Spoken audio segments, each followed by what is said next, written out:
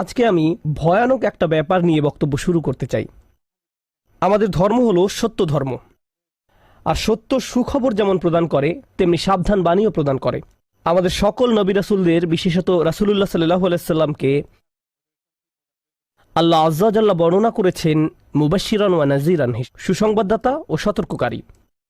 যদি কেউ শুধু সুসংবাদ প্রদান করেন তাহলে সে সাবধান বাণীর কথা ভুলে যাবে, আর যদি শুধু সতর্ক করতে থাকেন তাহলে সে এতই হতাশ হয়ে পড়ে যে মনে করে ভালো খবর বলতে আসলে কিছু নেই। বুঝতে পারলেন? আমি চেষ্টা করেছি এই ভারসাম্য রক্ষা করার। যেহেতু এই মাসটি প্রত্যাশার মাস, তাই আমি সুসংবাদের উপর একটু বেশি জোর দিয়েছি। আল্লাহ আজ্জা জাল্লার প্রতি আমাদের আশা এবং ভালোবাসা বৃদ্ধি করার চেষ্টা করেছি, কিন্তু এই একই সময়ে এর মাঝে একটা ভারসাম্য থাকতে হবে। যদিও আজকের বক্তব্যের শেষ অংশে আসার খবর আছে, কিন্তু শুরু করছি এমন একটা জায়গা থেকে যা অতটা আশাব্যঞ্জক নয়। দেখুন, আমাদের পূর্বের জাতি বনী ইসরায়েলকে আল্লাহ কিতাব দান করেছেন। আমাদের যেমন কোরআন রয়েছে, তাদেরকেও অন্য কিতাব দেওয়া হয়েছিল। কোরআন যাকে বর্ণনা করেছে অন্য কোরআন হিসেবে, অর্থাৎ আগের কিতাব। তারা তাদের কিতাবকে গুরুত্ব দিয়ে গ্রহণ করেনি। তাদের মাঝে বেশ কিছু বিভ্রান্তিমূলক ধারণা গড়ে ওঠে। আমরা যদিও এত ভালো মুসলমান নই, সমস্যা নেই। আল্লাহ যদি আমাদের দোজখে ফেলেনও, সবচেয়ে খারাপ পরিস্থিতিতে আল্লাহ যদি আমাদের জাহান্নামে ফেলেনও, এটা হবে সাপ্তাহিক ছুটির মতো, কয়েকদিন মাত্র। কারণ তিনি আমাদের এতই ভালোবাসেন যে মুসলমানরা শেষমেশ তো জান্নাতে যাবেই। তাই আমরা যদিও জাহান্নামে যাই, সেটা হবে অল্প কিছু দিনের জন্য, সমস্যা নেই। লান তামাসসানা নারু ইল্লা আইয়ামাম মা'দুদাত, গুটি কয়েকদিন ছাড়া আগুন কখনো আমাদের স্পর্শ করবে না, কিছুদিন মাত্র। ব্যাপারটা হলো, জান্নাত জাহান্নামের পূর্বে বিচার দিবস রয়েছে, যেটি একদিনের জন্য, সেটা 1000 বছর লম্বা হবে। জান্নাত বা জাহান্নাম নয়, আল্লাহর কথা অনুযায়ী শুধু বিচারের দিনটি এত লম্বা হবে। আর বিচারের দিনটি হবে মাত্র একদিনের, আর জান্নাত জাহান্নাম চিরকালের জন্য। তাই কেউ যখন বলে গুটি কয়েকদিন, তাকে এখনকার দিনের হিসেবে চিন্তা করলে তো হবে না। বর্তমানে পৃথিবী তার অক্ষ বরাবর ঘুরে, আমরা সূর্যের উদিত হওয়া এবং অস্ত যাওয়া দেখি, কিন্তু কিয়ামতের দিন সূর্য, চাঁদ এবং পৃথিবীর সব কিছুকে ধ্বংস করে নতুন একটা ব্যবস্থাপনা তৈরি করা হবে। তাই আমরা এখন যেভাবে 24 ঘন্টার হিসেব করি, সেভাবে রাত দিনের হিসাব করলে তো চলবে না যখন আখিরাত শুরু হবে। চলুন তাহলে সবার আগে এই ধারণাটি আমাদের মাথা থেকে ফেলে দেই। কোরআনের বহু জায়গায় জাহান্নামের আলোচনা করা হয়েছে, কিন্তু আমি শুধু কোরআন থেকে একটি বর্ণনা আপনাদের সামনে উপস্থাপন করতে চাই। আমার মতে এটি আল কোরআনের জাহান্নামের সবচেয়ে গুরুত্বপূর্ণ বর্ণনা। কোরআনের একজন ছাত্র হিসেবে আমি মনে করি এই বর্ণনাটি জাহান্নাম সম্পর্কে জানার শুরু মাত্র। কেউ যদি এই বর্ণনাটি বুঝতে পারে, তাহলে সে জাহান্নাম সম্পর্কে যথেষ্ট জানে। আয়াতটি শুরু করা হয়েছে এই কথা বলে, ওয়ালা ইন মাসসাতহুম, এমনকি যদিও। যখন আমরা বাংলায় বলি যদি আমি সেখানে যাই, যদি আমি সেখানে যাই, তাহলে তোমার সাথে দেখা হবে। কিন্তু কেউ যখন বলে যদিও আমি যাই, এর মানে হলো যাওয়ার সম্ভাবনা ক্ষীণ। তাই আয়াতটি যদিও দিয়ে শুরু হওয়ার মাধ্যমে এমন কিছু ঘটার সম্ভাবনা কমিয়ে দিয়েছে। এভাবে বলার মাধ্যমে আল্লাহ কোনো কিছুর উপর জোর কমিয়ে দেন। সহজ কথায় তিনি বাক্যটিকে দুর্বল করে দিচ্ছেন। যদিও, যদিও কি? যদিও মাসসাতহুম, যদিও এটা তাদের স্পর্শ করে। আরবিতে মাসসা অর্থ কোনো কিছু যখন আপনাকে সামান্যতম স্পর্শ করে, যেমন কোনো মাছি যখন কোনো মতে স্পর্শ করে। যদি সেকেন্ডের জন্য স্পর্শ করে তখন তাকে বলা হয় মাস। সুতরাং এটা যদি তাদেরকে কোনো মতে স্পর্শ করে 1 সেকেন্ডের জন্য, মাসসাতহুম। এখন কি তাদের স্পর্শ করে? আপনারা হয়তো ভাবছেন আগুন যদি তাদের স্পর্শ করে। আল্লাহ বলছেন নাফহাতুন, একটা হালকা বাতাস যদি তাদের স্পর্শ করে। চলুন এই বাতাস নিয়ে একটু আলোচনা করা যাক। আরবিতে নাফহাতুন বলতে বোঝায় দরজা বন্ধ করলে যখন সামান্য একটু বাতাস এসে পড়ে, পর্দা নড়ে ওঠে, অথবা কেউ জানালা বন্ধ করলে যেভাবে হালকা বাতাসে পর্দা নড়ে ওঠে।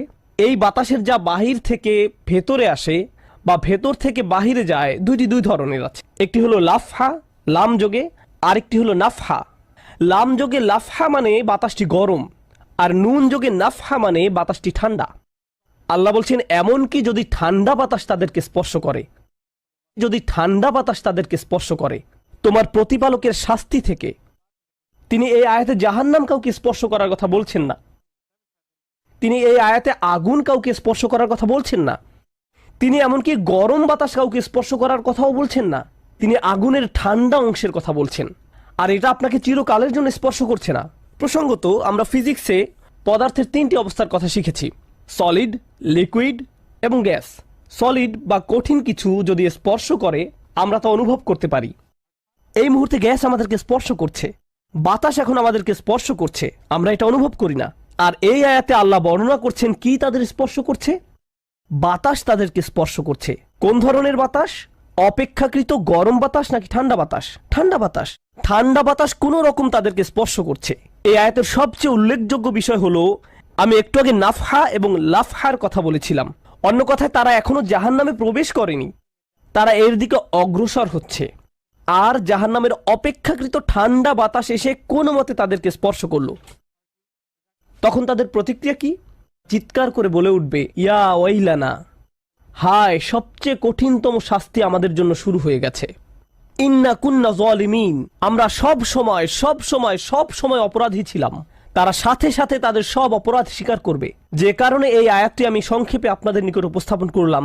প্রথমত, এই আয়াতে আল্লাহ জাহান্নামের শাস্তির অভিজ্ঞতা বর্ণনা করছেন না। আল্লাহ সকল বিশ্বাসীকে জাহান্নামের আগুন থেকে মুক্ত রাখুন। কিন্তু আল্লাহ এখানে বর্ণনা করছেন এমনকি জাহান্নামের আগুনের কাছে গেলে এবং ক্ষণিকের জন্য এর বাতাসের সামান্য স্পর্শ লাগলে একজন মানুষ চিন্তা করা শুরু করবে এর চেয়ে আর ভয়ঙ্কর কোনো শাস্তি হতে পারে না। এজন্যই আল্লাহ দোজখের আগুন সম্পর্কে বলছেন, ইন্নাহা সাআত মুস্তাকাররা ওয়া মুকামা, নিশ্চয়ই তা অবস্থানস্থল ও আবাসস্থল হিসাবে কতই না নিকৃষ্ট। অল্প এবং বেশি যে কোনো সময়ের জন্য ওটা কত নিকৃষ্ট জায়গা। 1 সেকেন্ডের জন্য এটা ভাববেন না যে আমি তো খারাপ, আল্লাহ যদি আমাকে জাহান্নামে ফেলেনও এক সময় তো আমি এখান থেকে মুক্তি পাবো। এই ধরনের চিন্তাকে কখনো প্রশ্রয় দিবেন না। এই ভূমিকা দেওয়ার পর যখন বিচার দিবস শুরু হবে, যখন সমগ্র মানব জাতি একত্রিত হবে, তারা জানে না কোথায় যাবে, তারা জানে না কোন দিকে ফিরবে। এই ঘটনা আসলে রাসূলুল্লাহ সাল্লাল্লাহু আলাইহি সাল্লামের একটি হাদিসে উল্লেখ করা হয়েছে এবং জ্ঞানের প্রতি মুসলমানদের আগ্রহ ছিল সব সময়। তো একবার কিছু মানুষ বিখ্যাত সাহাবী আনাস ইবনে মালিক রাদিয়াল্লাহু তাআলা আনহুর কাছে এলো, কারণ মানুষ লোকমুখে এই খবর পেয়েছিল যে আনাস এই হাদিসটি জানতেন, আর এটি অনেক বড় একটি হাদিস, বুখারী শরীফে বর্ণিত আছে। এই ঘটনা ঘটে রাসূলুল্লাহ সাল্লাল্লাহু আলাইহি সাল্লামের ইন্তেকালের পরে। তিনি বলেন, হাদ্দাসানা মুহাম্মাদুন সাল্লাল্লাহু আলাইহি ওয়াসাল্লাম। এখন আনাস রাদিয়াল্লাহু তাআলা আনহু কথা বলছেন। তিনি বলেন, রাসূলুল্লাহ সাল্লাল্লাহু আলাইহি সাল্লাম আমাদের বলেছেন, ইযা কানা ইয়াউমুল কিয়ামাতি মা জান্নাসু বা'দুহুম ফি বা'দ। মনোযোগ দিয়ে শুনুন। যখন বিচার দিবস শুরু হবে, মানুষ ঢেউয়ের মতো একে অপরের উপর আশ্রয় পড়বে, সর্বত্র বিশৃঙ্খলা, সবাই একে অন্যের দিকে ছুটতে থাকবে। ফায়াতুনা আদম, তারা কোনো একভাবে আদম আলাইহিস সালামের দেখা পাবে, তারা তার কাছে ছুটে আসবে। ফায়াকুলুনা ইশফা আলানা ইলা রাব্বিক, সমগ্র মানব জাতি আদম আলাইহিস সালামের কাছে ছুটে আসবে এবং বলবে, আপনি কি দয়া করে আমাদের পক্ষ থেকে আল্লাহর সাথে কথা বলতে পারবেন? আমরা আল্লাহর ভয়ে ভীত।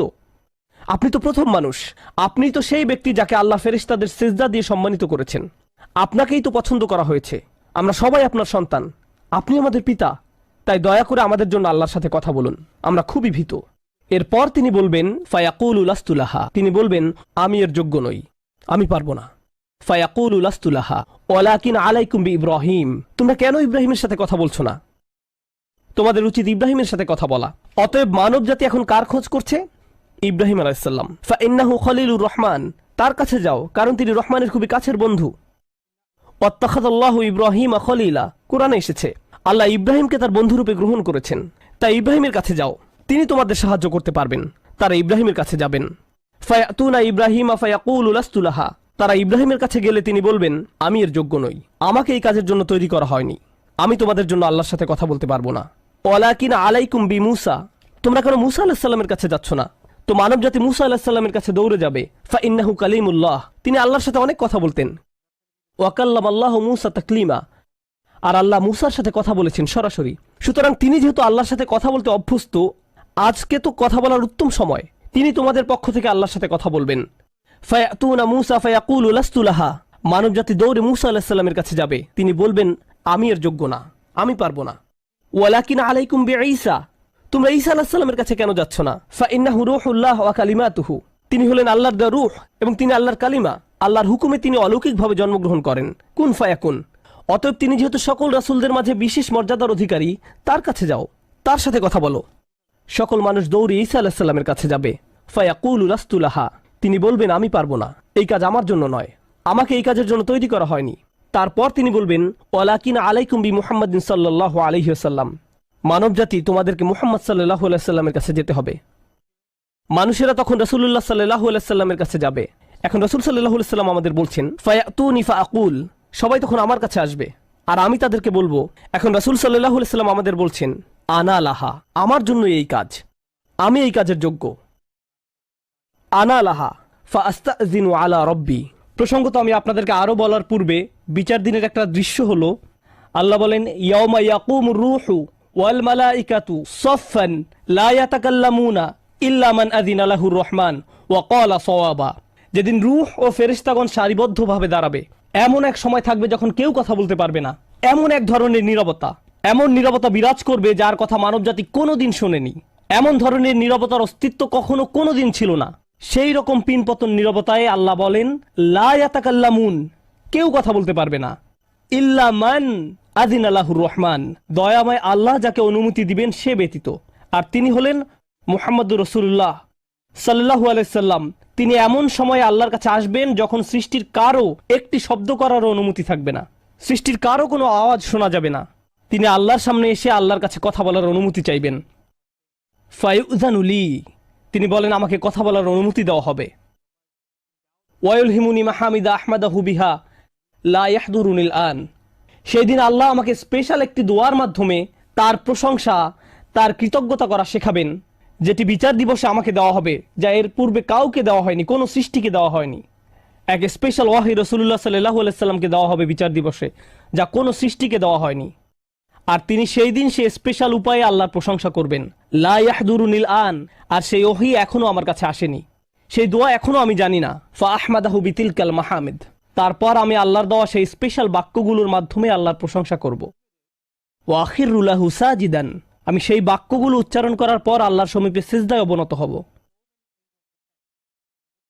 কিয়ামতের দিনের দৃশ্যপটে রাসূলুল্লাহ সাল্লাল্লাহু আলাইহি সাল্লাম এমন জায়গায় থাকবেন, এই অবস্থাকে বলা হয় মাকাম মাহমুদা, একটা স্টেশন, অথবা বলতে পারেন এমন একটা স্টেজ যা প্রশংসিত, আর মানবজাতি সেটা প্রত্যক্ষ করবে।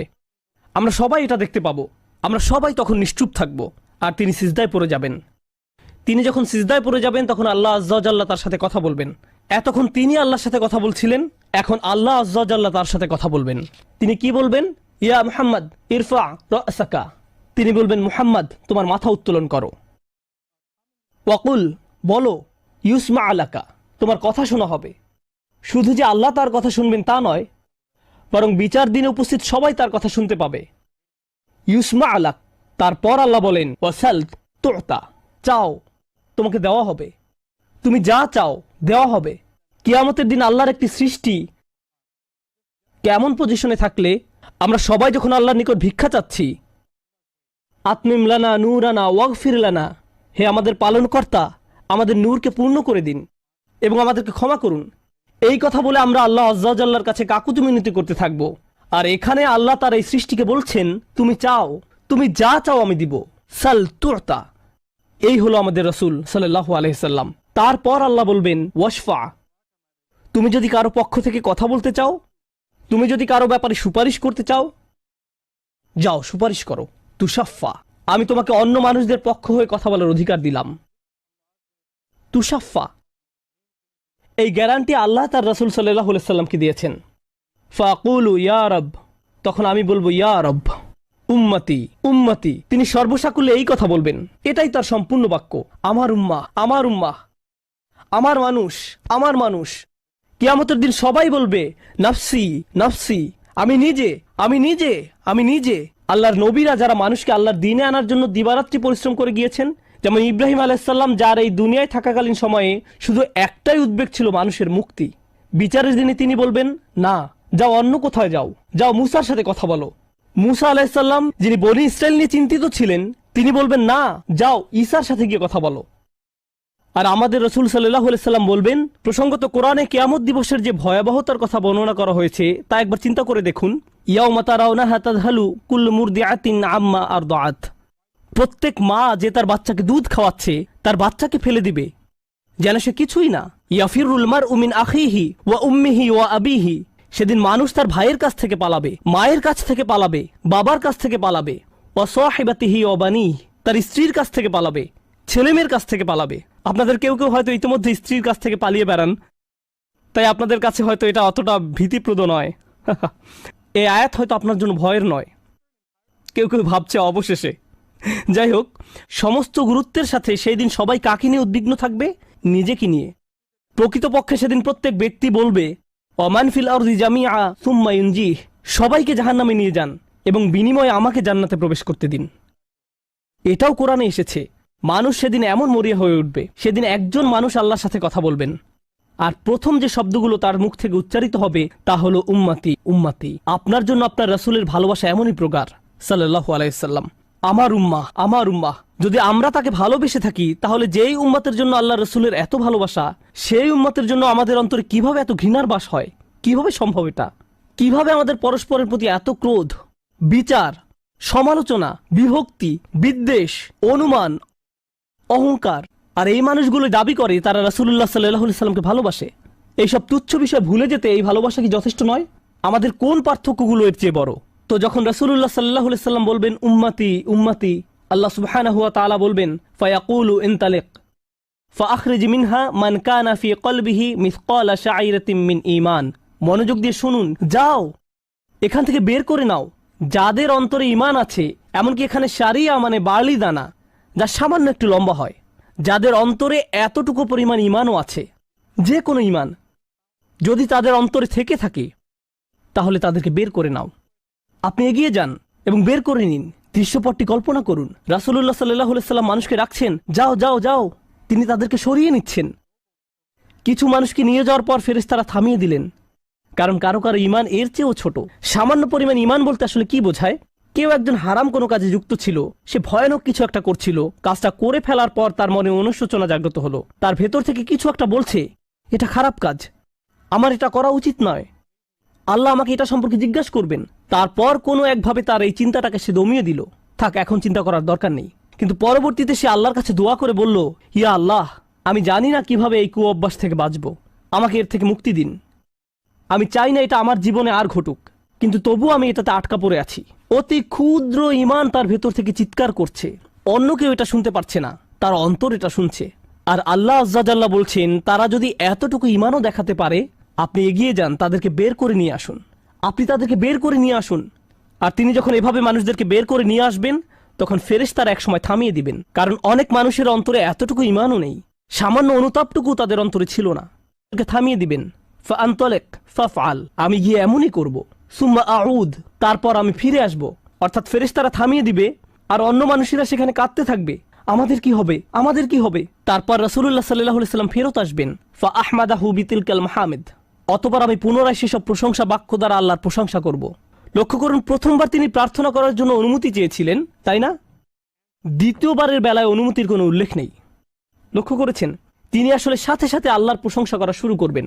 আল্লাহ কি তাকে এমনটি করতে বলেছেন? না, এটা হলো নিজ উম্মতের প্রতি তার অপরিসীম ভালোবাসার বহিঃপ্রকাশ। তিনি আবারও আল্লাহর প্রশংসা করা শুরু করবেন, এই আশায় যে আল্লাহ তাকে অটোমেটিক অনুমতি দিবেন। সুম্মা আখিরু লাহু সাজিদান, আর সিজদায় পড়ে যাব। ফায়াকুলু ইয়া মুহাম্মদ, আমাকে বলা হবে, হে মুহাম্মদ, ইরফা রাসাকা, তোমার মাথা উঠাও। কুল ইউসমা লাকা, বলো তোমার কথা শোনা হবে। ওয়াসাল তুতা, চাও তোমাকে আবার দেওয়া হবে। ওয়াশফা তুশাফা, সুপারিশ করো, সুপারিশ গ্রহণ করা হবে। তোমাকে সুযোগ দেওয়া হবে তাদেরকে বের করে নেয়ার, তোমাকে তাদের জন্য সুপারিশ করার সুযোগ দেওয়া হবে। ফাআকুলু ইয়া রব উম্মতি উম্মতি, আমি তখন বলবো, হে আমার রব, আমার উম্মত আমার উম্মত।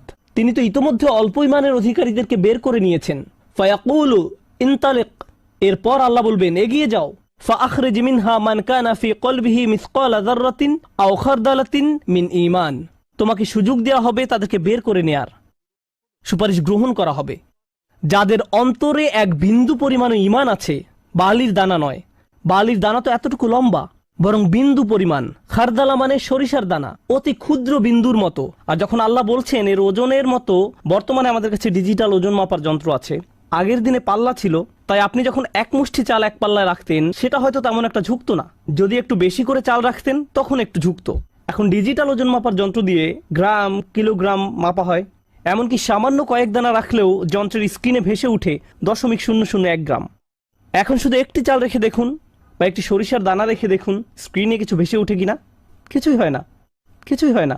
আর আল্লাহ বলছেন, আমি তোমার সুপারিশের কারণে, রাসূলুল্লাহ সাল্লাল্লাহু আলাইহি সাল্লামের দোয়ার কারণে এমন মানুষদেরকেও মুক্তি দিব যাদের ঈমান এমনকি এই দুনিয়ায়ও মাপা যায় না, এই দুনিয়ায়ও মাপা যায় না।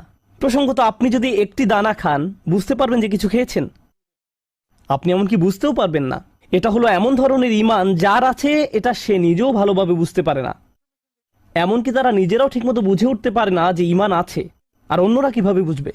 আর কেউ যদি একটি দানা আহার করে এটা তাদের পুষ্টি সাধনে তেমন কোনো ভূমিকা রাখতে পারে না, এটা শরীরের জন্য যথেষ্ট পরিমাণের খাবার নয়। ঠিক তেমনি যার সরিষার দানা পরিমাণ ঈমান ছিল, সেই ঈমানও একটি ভালো জীবন অতিবাহিত করার জন্য তা যথেষ্ট ছিল না, কিন্তু তাদের অন্তরের কোনো এক জায়গায় একটি ঈমানের বাস ছিল। আল্লাহ বলছেন, তুমি এমন যাদেরকে পাও তাদেরকেও বের করে নিয়ে আসো। ফাখরিজহু ফাআনতালিক, আমি যাব এবং তাই করব। আর এটা বিশাল এক জনগোষ্ঠী যারা আল্লাহর কাছ থেকে দূরে সরেছিল, তাদের ভেতরে একেবারে ক্ষুদ্র কিছু ঈমান ছিল। এরপর তো আর কিছু নেই মনে হচ্ছে, ঘটনা শেষ। কিন্তু রাসূলুল্লাহ সাল্লাল্লাহু আলাইহি সাল্লাম এখানেই থেমে যাননি। ফাআহমাদাহু বিতিলকাল মাহামিদ সুম্মা আখিরু লাহু সাজিদান, তিনি এখানেই থেমে যাননি, তিনি আবারও ফিরে যাবেন এবং আমি সেসব প্রশংসা বাক্য দিয়ে আল্লাহর প্রশংসা করব এবং আবারও সিজদায় পড়ে যাব। ফায়াকুলু ইয়া মুহাম্মদ ইরফা রাসাকা, আমাকে বলা হবে হে মুহাম্মদ মাথা উঠাও। ওয়াকুল ইসমা আলাকা, বলো তোমার কথা শোনা হবে। ওয়াসাল তুতা, চাও দেয়া হবে। আল্লাহ আজ্জা ওয়া জাল্লা সহজেই বলতে পারতেন তুমি তো ইতিমধ্যে চেয়েছো এবং তোমাকে দেয়া হয়েছে, কিন্তু তৃতীয়বারের মতো রাসূলুল্লাহ সাল্লাল্লাহু আলাইহি সাল্লামকে বলা হচ্ছে ওয়াশফা তুশাফা, এগিয়ে যাও, মানুষের জন্য সুপারিশ করো, গ্রহণ করা হবে, তোমাকে তাদের পক্ষে চাওয়ার সুযোগ দেওয়া হবে, আমি তোমাকে এটা দিচ্ছি। ফাআকুলু ইয়া রব উম্মতি উম্মতি, আমার উম্মাত আমার উম্মাত। এখন চলুন এখানে একটু থামি। যদি আপনি এই সুযোগ পেতেন, আল্লাহ যদি আপনাকে বলতেন তুমি যা চাও তাই পাবে, তুমি চাও দেয়া হবে, যা কিছুই তুমি চাও না কেন, আমাদের বিশাল একটা লিস্ট আছে। রাসূলুল্লাহ সাল্লাল্লাহু আলাইহি সাল্লামকে এই সুযোগ কয়বার দেয়া হয়েছে? কত মিলিয়ন মানুষকে ইতিমধ্যে রক্ষা করা হয়েছে। তৃতীয়বার তো তিনি নিজের জন্য কিছু চাইতে পারতেন। আমরা তো মানুষ, আল্লাহ যদি বলেন চাও আমি দিব, আর এই মানুষটি আল্লাহর সামনে দাঁড়িয়ে আছেন আর তাকে বলা হচ্ছে, কিন্তু তারপরেও তার জিহ্বায় উম্মাহ উম্মতি উম্মতি। তো আল্লাহ বলবেন ফায়াকুলু ইনতালিক, সামনে এগিয়ে যাও। ফাখরিজ মান কানা ফি কলবিহি আদনা আদনা আদনা মিসকাল হাব্বাতিন খরদালিম মিন ঈমান, যাও সামনে এগিয়ে যাও এবং এমন প্রত্যেক ব্যক্তিকে বের করে আনো যার একটি সরিষার অতি ক্ষুদ্র অতি ক্ষুদ্র অংশ পরিমাণ ঈমান আছে। এত ক্ষুদ্র বিন্দু যাকে আপনারা হয়তো মাইক্রোস্কোপিক বলবেন, যদি তাদের এক অ্যাটম বা এক সাব অ্যাটমিক কণার পরিমাণ ঈমান থাকে, এই পৃথিবীতে যা দেখা শোনা বা উপলব্ধি করা সম্ভব নয়, যদি তাদের গভীর অবচেতন মনের কোথাও কণা পরিমাণ ঈমান থাকে, যদি তাদের ততটুকু ঈমান থাকে, এগিয়ে যাও এবং তাদের বের করে নিয়ে আসো। যদি তাদের অন্তরে এতটুকু ঈমান থাকে, তো আল্লাহ রাসূলুল্লাহ সাল্লাল্লাহু আলাইহি সাল্লামকে বলবেন ফাখরিজহু মিনান নার, তাদেরকে আগুন থেকে বের করে আনো। কথাটা মনোযোগ দিয়ে শুনুন, তাদেরকে কোথা থেকে বের করে আনো? আগুন থেকে। অর্থাৎ কিছু মানুষ ইতোমধ্যে জাহান্নামে পতিত হয়ে গেছে। অনেক মানুষ এই হাদিস পড়ে মনে করে আমরা জাহান্নাম থেকে মুক্তি পেয়ে যাব, আগুন আমাদের স্পর্শ করবে না। কিন্তু হাদিস এই কথা বলছে না। রাসূলুল্লাহ সাল্লাল্লাহু আলাইহি সাল্লাম আল্লাহর কাছে কাকুতি মিনতি করছেন, আর এই দিনটি হবে 50,000 বছর লম্বা। অনেক মানুষের বিচার ইতোমধ্যে হয়ে গেছে। আর আমি আপনাদেরকে সেই আগুন সম্পর্কে শুরুতে বলেছিলাম, আপনি যদি এর বাতাসের স্পর্শ পান 1 সেকেন্ডেরও কম সময়ের জন্য, আপনার মনে হবে এর চেয়ে ভয়ঙ্কর আর কোনো শাস্তি হতে পারে না। আর আল্লাহ রাসূল সাল্লাল্লাহু আলাইহি সাল্লাম সেই মানুষগুলোর জন্য আশা ছেড়ে দেননি, তাদের জন্য হতাশ হয়ে পড়েননি। প্রসঙ্গত তারা মুসলিম, তারা কিন্তু মুসলিম, কারণ রাসূল সাল্লাল্লাহু আলাইহি সাল্লাম কি বলছেন, তার মুখ থেকে কোন কথাগুলো উচ্চারিত হয়েছে? উম্মতি উম্মতি। আগুনের মানুষগুলো মুসলমান, ওই মানুষগুলো অমুসলিম নয়, মুসলিম। তো রাসূল সাল্লাল্লাহু আলাইহি সাল্লাম বলেন ফাআনতালিকু ফাআফআল, আমি যাব এবং সেটাই করব। প্রসঙ্গত রাসূলুল্লাহ সাল্লাল্লাহু আলাইহি সাল্লামের এই কথার সাথে হাদিসের সমাপ্তি হলো। আনাস ইবনে মালিক রাদিয়াল্লাহু তাআলা আনহু তার কাছে আসা লোকদেরকে এতটুকু বর্ণনা করলেন। ফাকুলতু লিবাদি আসহাবিনা, হযরত আনাসের কাছে হাদিস শিখতে আসা একজন বলল, আমি আমার কিছু সঙ্গীকে বললাম, লাউ মারারনা বিল হাসান ওয়া হুয়া মুতাওয়ারিন ফি মানজিলি আবি খলিফা, চলো আমরা হাসান বসরির কাছে যাই। আমরা হাদিসটি আনাসের কাছ থেকে শুনেছি, কিন্তু আমরা জানি এই হাদিসটি হাসানও জানেন, চলো আমরা তার কাছে যাই। প্রসঙ্গত আনাস রাদিয়াল্লাহু তাআলা আনহুর তখন অনেক বয়স হয়ে গিয়েছিল, এই হাদিসে কতবার রাসূল সাল্লাল্লাহু আলাইহি সাল্লাম আল্লাহর কাছে গেলেন? 3 বার।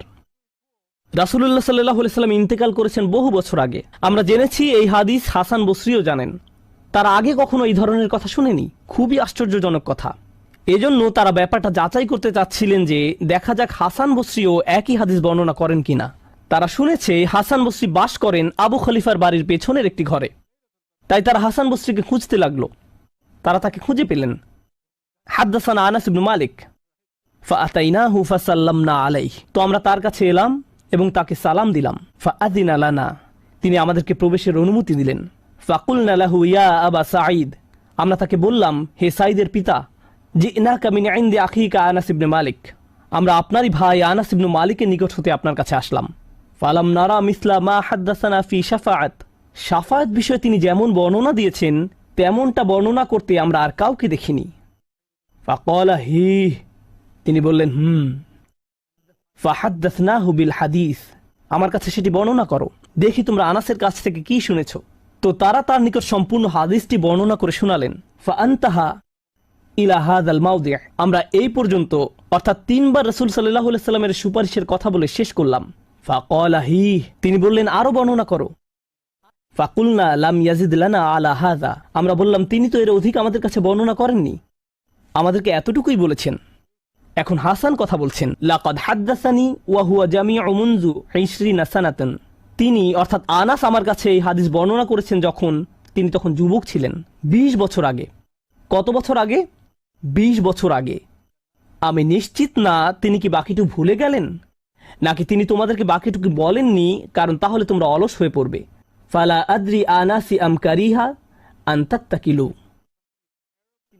তিনি এরপর বললেন এই হাদিসের চতুর্থ একটি অংশ আছে, আর আমি নিশ্চিত নই তোমাদের বলা উচিত কিনা, কারণ তার এখন বয়স বেশি হয়েছে, তার স্মরণশক্তি ওইভাবে কাজ করছে না। কিন্তু আমার সন্দেহ তিনি তোমাদের বলেননি কারণ তোমরা এতে অলস হয়ে পড়বে। তারা বলল, ইয়া আবা সাঈদ হাদ্দাসানা, আপনি কি আমাদেরকে এটা বলতে পারেন? আমরা আসলেই জানতে চাই। ফাদহিকা, তিনি হাসতে শুরু করলেন। ফাকালা খুলিকাল ইনসানু আজুলা, তিনি কোরআনের একটি আয়াত উল্লেখ করে বললেন মানুষকে সৃষ্টি করা হয়েছে তাড়াহুড়া প্রবণ করে। মা যাকারতুহু ইল্লা ওয়া আনা আদরি আন উহাদ্দিসুকুম হাদ্দাসানি কামা হাদ্দাসাকুম বিহি, আমি তো বর্ণনার উদ্দেশ্যেই তোমাদের কাছে বিষয়টি উল্লেখ করলাম। তিনি তাদেরকে উৎসুক করে তুলেছিলেন, আমি তোমাদেরকে বলবো তিনি তোমাদের নিকট যা বলেছেন তা সত্য। হাসান আরো বলেন, রাসূলুল্লাহ সাল্লাল্লাহু আলাইহি সাল্লাম বলেন, এরপর আমি চতুর্থবারের মতো ফিরে আসব।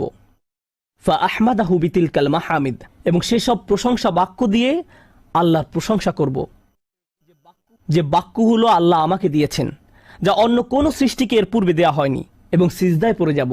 সুম্মা আখিরু লাহু সাজিদান, তখন বলা হবে ফায়ুকালু ইয়া মুহাম্মদ ইরফা রাসাকা, হে মুহাম্মদ মাথা উঠাও। ওয়াকুল ইউসমা, বলো তোমার কথা শোনা হবে। ওয়াসাল তুআতা, চাও দেয়া হবে। ওয়াশফা তুশাফা, শাফায়াত করো গ্রহণ করা হবে। এই সময়ে এসে এতটুকুর চেয়ে ছোট ঈমানও আর অবশিষ্ট নেই। সকল সম্ভাব্য ঈমানওয়ালাদের মুক্তি হয়ে গেছে। আদনা আদনা আদনা মিসকাল হাব্বা, সবাই মুক্তি পেয়ে গেছে। ফাআকুলু ইয়া রব ইযান লি ফি মান ক্বালা লা ইলাহা ইল্লাল্লাহ। এখন রাসূলুল্লাহ সাল্লাল্লাহু আলাইহি সাল্লাম বলেননি উম্মতি, এইবার তিনি উম্মতি বলেননি, তিনি বলছেন হে আমার প্রতিপালক, আমাদেরকে তাদের সম্পর্কে শাফায়াত করার অনুমতি দান করুন যারা বলেছে লা ইলাহা ইল্লাল্লাহ। যে এমনকি এই কথা বলেছে, আচ্ছা ঠিক আছে, আমার মনে হয় একজন সৃষ্টিকর্তা আছেন। একটি কলেজ ক্যাম্পাসে হয়তো একদল ছাত্র মুসলিম ছাত্রদের সাথে আলোচনা করছে, তখন একজন বলল, আচ্ছা ঠিক আছে, দার্শনিক দৃষ্টিকোণ থেকে মেনে নিলাম একজন ঈশ্বর রয়েছেন, ঠিক আছে আমি মানলাম যে একজন ঈশ্বর আছেন। আমি বলছি না যে আমি মুসলিম, যদি উপাসনা করতেই হয় তাহলে শুধু এক ঈশ্বরের উপাসনা করতে হবে। তাদের অন্তরে কোনো অনুভূতি নেই, তারা কারো ইবাদত করছে না, তারা শুধু এই উপসংহারে পৌঁছেছে। প্রসঙ্গত এই ধরনের একটা সাদৃশ্য পাওয়া যায় সূরা হুজরাতের একটা আলোচনায়। আল্লাহ বলছেন, ফাকালাতিল আরাবু আমান্না কুল লাম তুমিনু ওয়ালাকিন কুলু আসলামনা, বেদুইনরা বলে আমরা ঈমান এনেছি, বলো তোমরা ঈমান আনোনি, বরং তোমরা বলো আমরা আনুগত্য স্বীকার করেছি। তোমরা শুধু ইসলামের প্রাথমিক ধারণা গ্রহণ করেছো। ধারণা থাকে এখানে, আর ঈমান কোথায় থাকে? যাদের অন্তরে কিছু ঈমান ছিল তাদের ইতোমধ্যে নেওয়া হয়ে গেছে। এখন যাদের মাথায় কিছু ধারণা ছিল যে একজন রব আছেন, তারা কোনোদিন ধর্ম প্র্যাকটিস করেনি, তারা ধর্মীয় কোনো কাজই করেনি, তারা শুধু এই ধারণা মেনে নিয়েছিল যে শুধু একজন প্রভুর উপাসনা করতে হবে। রাসূলুল্লাহ সাল্লাল্লাহু আলাইহি সাল্লাম বলছেন, যে কেউ এই সিদ্ধান্তে আসবে যে কেউ বলবে লা ইলাহা ইল্লাল্লাহ, তার জন্য শাফায়াত করার অনুমতি দান করুন। আল্লাহ বলবেন, ফায়াকুলু ও ইজ্জাতি ও জালালি ও কিবরিয়াই ও আযীমাতি। আল্লাহ বলবেন, আমি আমার কর্তৃত্বের শপথ করছি, আমি আমার স্বীয় গৌরবের শপথ করছি, আমি আমার বরত্বের শপথ করছি, আমি আমার মহত্বের শপথ করছি। লা উখরিজান্না মিনহা মান ক্বালা লা ইলাহা ইল্লাল্লাহ। আমি স্বয়ং অবশ্যই তাদের সবাইকে জাহান্নাম থেকে বের করব যারা বলেছে লা ইলাহা ইল্লাল্লাহ, তোমার এই সুপারিশের কারণে। সাল্লাল্লাহু আলাইহি সাল্লাম। জাহান্নাম কতটা ভয়ঙ্কর তার একটা ছোট্ট নমুনা দিয়ে আমি আজকের আলোচনা শুরু করেছিলাম। এখন সব শেষে রাসূলুল্লাহ সাল্লাল্লাহু আলাইহি সাল্লাম আমাদের জন্য এই শাফায়াত করছেন। এই হাদিসটি অন্যতম গুরুত্বপূর্ণ একটি হাদিস। এমনকি 20 বছর পরে আনাস ইবনে মালিক এখন বৃদ্ধ হয়ে গেছেন, মানুষ তখনও তার কাছে শাফায়াত বিষয়ে জানতে এসেছেন। এমনকি আজকের দিনেও এই হাদিসটি অন্যতম শক্তিশালী একটি হাদিস, এবং অন্যতম এই জন্য যে ভুলভাবে ব্যবহার করার একটি বক্তব্য রাসূলুল্লাহ সাল্লাল্লাহু আলাইহি সাল্লামের। কখনোই এর অপব্যবহারের চিন্তাও করবেন না। এটা ফ্রি হয়ে যাওয়ার লাইসেন্স নয়। যদি আমরা মনোযোগের সাথে পড়ি তাহলে আমরা বুঝব যে আল্লাহ এমন মানুষদেরকে জাহান্নাম থেকে বের করে আনার জন্য অনুমতি দেবেন যাদের ঈমান যথেষ্ট ছিল না, যাদের সৎ কাজ যথেষ্ট ছিল না। পক্ষান্তরে এমন অনেক মানুষ থাকবে যাদের অন্তরে ঈমান আছে, যাদের ডান হাতে সৎ কাজ আছে, আর এই সৎ কাজগুলো বিচারের দিনে আলোতে পরিণত হবে। হৃদয়ের ঈমান ও বিচারের দিনে জ্যোতিতে পরিণত হবে। ইয়াসআ নূরুহুম বাইনা আইদিহিম ওয়া বিআইমানিহিম। তাদের বুকের ভেতর থেকে আলো ছুটতে থাকবে এবং তাদের ডান হাত থেকে এই আলো টর্চে পরিণত হবে, গাড়ির হেডলাইটের মতো। চারপাশে থাকবে অন্ধকারাচ্ছন্ন, আর আপনি জান্নাতের দিকে ছুটতে থাকবেন। আপনাকে জাহান্নাম অতিক্রম করে যেতে হবে, এটা আল্লাহর নির্দেশ। ওয়া ইম মিনকুম ইল্লা ওয়ারিদুহা। জান্নাতে যেতে হলে সবাইকে জাহান্নাম অতিক্রম করে যেতে হবে, সবাইকে, এর কোনো ব্যতিক্রম নেই। আর এই ব্রিজ অতিক্রম করতে হলে আপনার আলো লাগবে। যদি আলো না থাকে তাহলে পড়ে যাবেন। তো মানুষ যখন হেঁটে যাচ্ছে তখন অনেকের এত পরিমাণ আলো থাকবে যেন মক্কা থেকে সিরিয়া দেখা যাচ্ছে, আর কারো কারো এত অল্প পরিমাণ আলো থাকবে যে তারা কোনো মতে পায়ের সামনের কিছু অংশ দেখতে পাবে, কারণ তাদের ঈমান দুর্বল ছিল। কিন্তু এই হাদিস এমন মানুষদের সম্পর্কে নয় যাদের সামান্য কিছু আলো থাকবে বা অনেক বেশি আলো থাকবে। এই হাদিস এমন মানুষদের সম্পর্কে যাদের আলো এত স্বল্প পরিমাণ যে এটি দিয়ে কিছুই দেখা যাচ্ছে না। আর যাদের আলো আছে তারা আল্লাহর কাছে ভিক্ষা করতে থাকবে, রব্বানা আতমিম লানা নূরানা ওয়াগফির লানা। আমাদেরকে আমাদের আলো পূর্ণ করে দিন, ব্যাটারি যেন শেষ হয়ে না যায়। আমাদেরকে জান্নাতের গেটে পৌঁছে দিন, আমাদেরকে ক্ষমা করে দিন। আমরা আল্লাহর কাছে ভিক্ষা চাচ্ছি যেন তিনি আমাদের কপালে রাসূলুল্লাহ সাল্লাল্লাহু আলাইহি সাল্লামের শাফায়াত জুড়ে দেন। তিনি যেন আমাদেরকে তাদের অন্তর্ভুক্ত করেন যারা আরশের ছায়ায় থাকবে। আমরা আল্লাহর কাছে প্রার্থনা করছি তিনি যেন আমাদেরকে তাদের অন্তর্ভুক্ত করেন যাদেরকে এমনকি জাহান্নামের আগুনের ঠান্ডা বাতাসও স্পর্শ করবে না। আমরা আল্লাহর কাছে দোয়া করছি তিনি যেন আমাদেরকে তার রাসূলের অনুগত উম্মায় পরিণত করে দেন। তাদের অন্তর্ভুক্ত নয় যাদের ব্যাপারে তিনি অভিযোগ করবেন, বরং তাদের অন্তর্ভুক্ত করুন যাদের জন্য তিনি সুপারিশ করবেন। আগেরবার আমি বলেছিলাম একদল মানুষ সম্পর্কে রাসূলুল্লাহ সাল্লাল্লাহু আলাইহি ওয়াসাল্লাম অভিযোগ করবেন, ইন্না কওমি ইত্তাখাযু হাযাল কুরআনা মাহজুরা। হে আমার রব, নিশ্চয়ই আমার কওম এই কোরআনকে পরিত্যাজ্য গণ্য করেছে। আমরা তাদের অন্তর্ভুক্ত হতে চাই না।